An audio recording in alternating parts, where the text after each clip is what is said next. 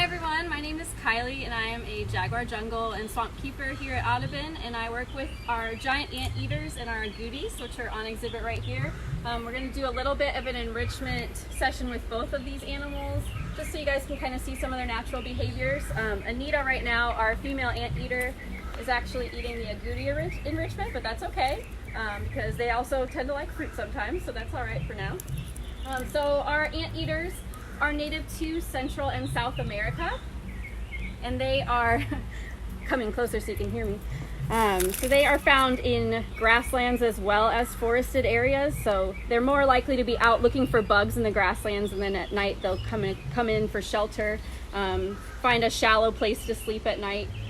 They also are not really big fans of the sun, so they'll be sleeping a lot of the day.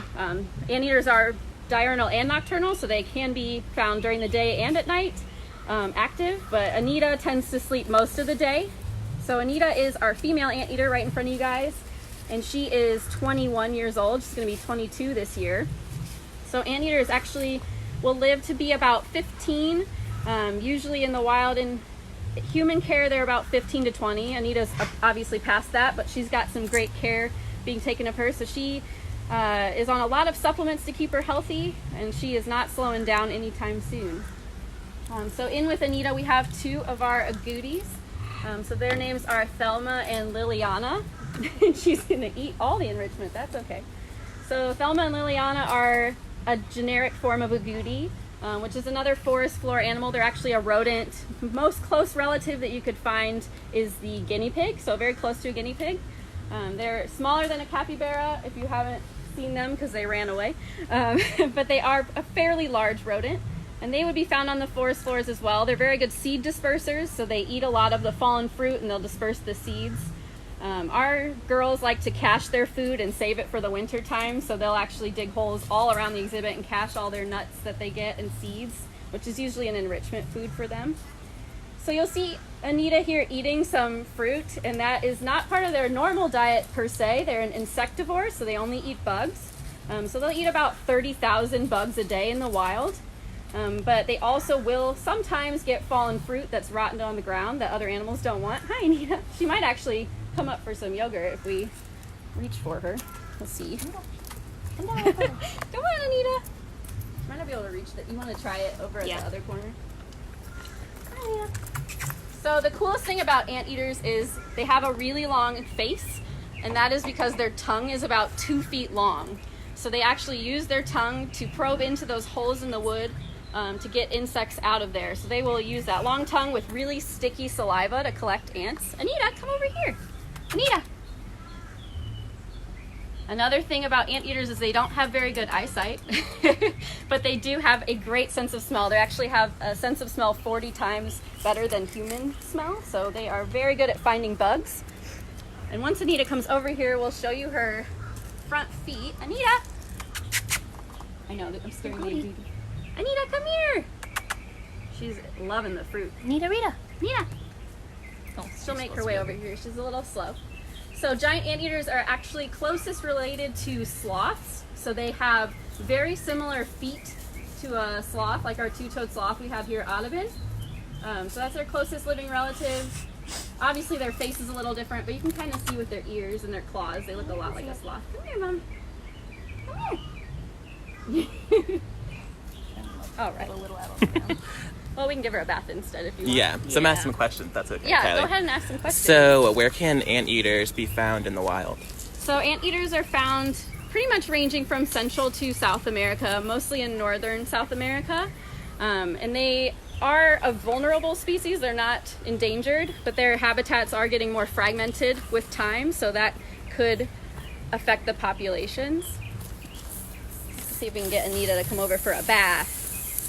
So another fun thing about anteaters is they're actually semi-aquatic, so they swim really well. We have a pool here for our anteaters that they like to bathe in, but we also sometimes will give them showers, which is their favorite. Where are you going? Down there. So you'll see as Anita gets a little closer that she's got a really big tail. They actually use that tail as a blanket when they're sleeping, so it'll cover them up and help them camouflage. She's using her big front claws to kind of scratch her face. You're being So silly. You said they can't see well. They can't really see well. They can't really see well, no. They have a great sense of smell, and they don't really vocalize. They don't really make noises. They communicate through scents more than anything else. Woo-hoo. And then Danny L wants to know what y'all feed them. Yeah, great question. So we actually feed them a commercial insectivore diet, which is a pelleted diet. So that is actually a complete diet. It has enough taurine, it has enough protein for our animals.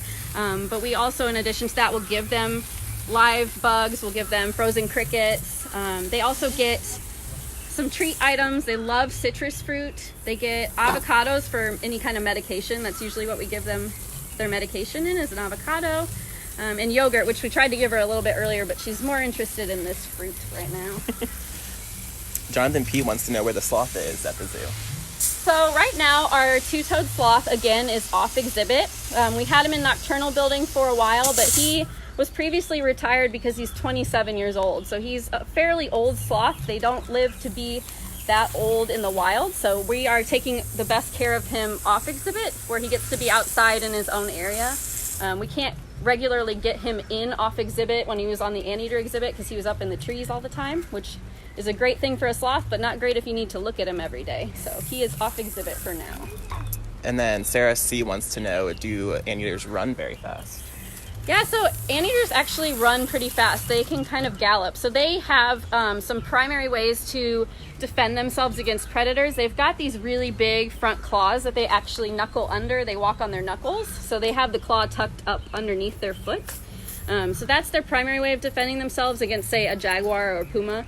But they do run pretty fast. And they will rear up on their hind legs when they're defending themselves. So they don't really get hunted by other animals too often. We're going to try yogurt again. But it is on occasion possible for them to be hunted by a jaguar or a puma. And then Bridget D wants to know, are they solitary animals? Yes, so they are solitary animals. The only exception would be for mothers caring for their young. So the babies will actually ride on the back of their mother for about 10 months before they go off on their own. So yeah, they live by themselves their whole lives. We actually have another anteater that we rotate out on exhibit. His name is Brando, and he is 20 years old. So he is out on exhibit half the time, and Anita's out the other half. And they're actually siblings, so they can't be put together because we don't want to breed them. And then Stacy E wants to know, do they eat all kinds of ant types? Yes, so they do actually. These guys will munch on some of our fire ant mounds that happen so frequently in Louisiana. But in the wild, their diet is primarily ants and termites. Oh, there we go. Perfect. So you can actually see Anita's tongue right now and how long it is. So that is a great way to show just how long and sticky that tongue is to get those bugs out of the small crevices. So they'll use their claws to rip bark off of the trees, and then they'll use their tongue to kind of probe in there and collect all the bugs. So they can actually flick that tongue 160 times per minute, which is a lot. Gotta get all those bugs. And then Sharon B wants to know if she likes people to pet her. Yeah, so we are protected contact with our anteaters, which is just a fancy way of saying that we're always on the other side of some kind of wall or fence to protect ourselves. They do have really sharp claws. We do love giving them baths, but we don't ever go in with them. And that's just for our safety as well as theirs. We don't really sacrifice any of their care by doing that, so it works out for them.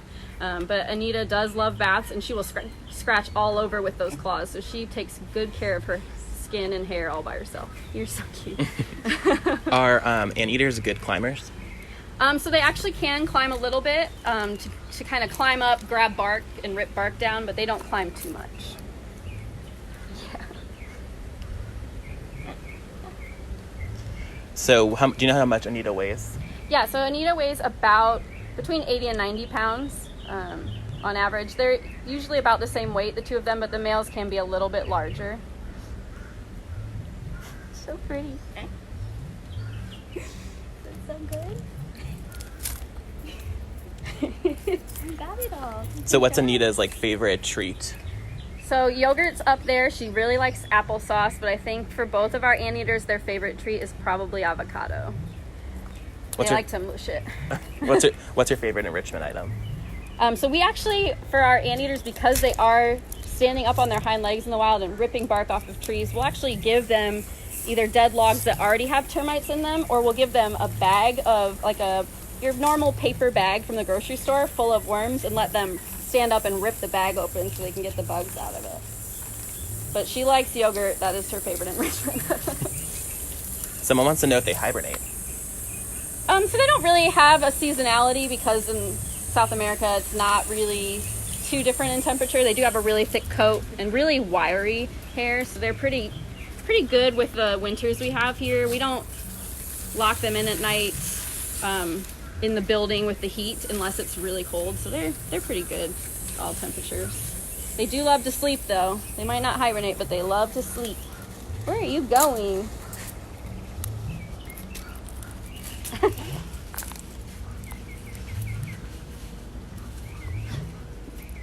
You're a goofball. Do you know what her hair feels like, Kylie? Yeah, so their hair is actually really coarse. Similar to a sloth. It might look really pretty, but it's pretty coarse, and they will scratch through it and kind of comb through it, and you can see there's a lot of brown gunk coming off of her because they have a lot of secretions coming out of their skin, make them a little bit slimy. And then what about the agouti? What do they eat?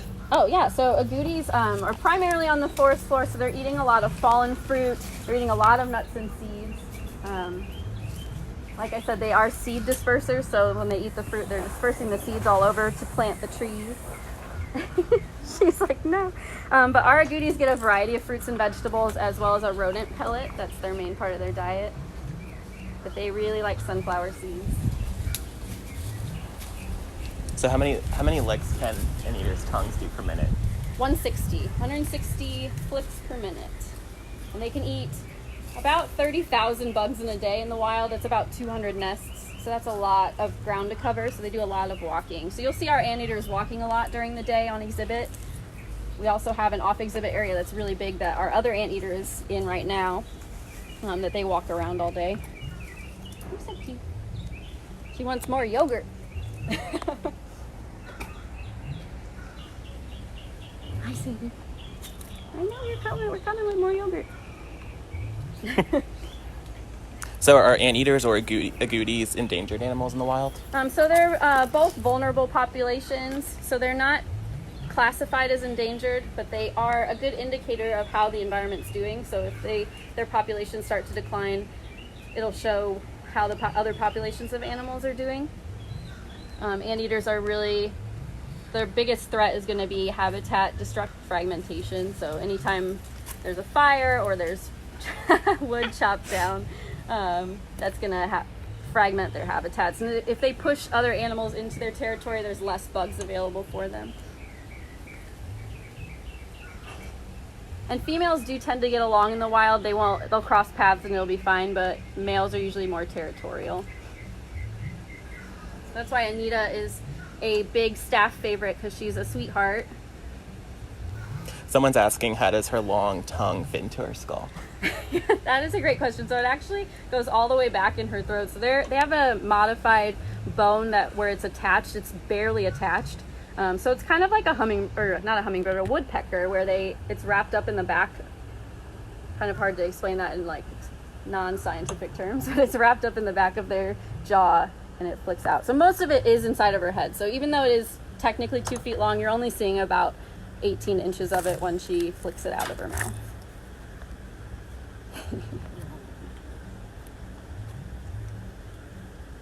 Finally, a agouti came back.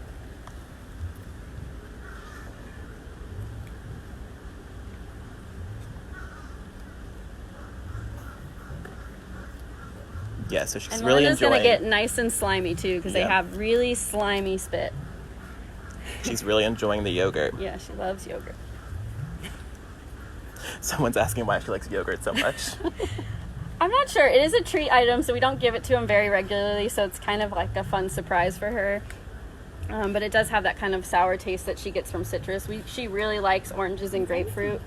They'll kind of mash them up and drink them. They don't really have a very big mouth. If you look at how small her mouth is, it's only about 1.5 inches wide, so she can't open her mouth very far. Because most of their diet is just bugs, so they're not having to chew or anything like that. They're just sticking them with their tongue. You're a mess. I don't know if you see agouti finally. Yeah, finally. So you see agoutis actually sit on their back legs and they'll put their paws up and eat with their front feet. Hopefully she'll find the other fruit because she's been looking for it. So how big can agoutis get? So that's as big as they get. They get between 6 and 8 pounds, so they're pretty small. I mean, that's a fairly large rodent if you think about the rodents we see every day, but it's a fairly small. There she goes. She got some. Stephanie R. wants to know, can anteaters or agoutis make any vocalizations? So anteaters don't make vocalizations unless they're threatened, and that's usually males fighting for territory. The babies, however, do make vocalizations to call their moms when they're in trouble.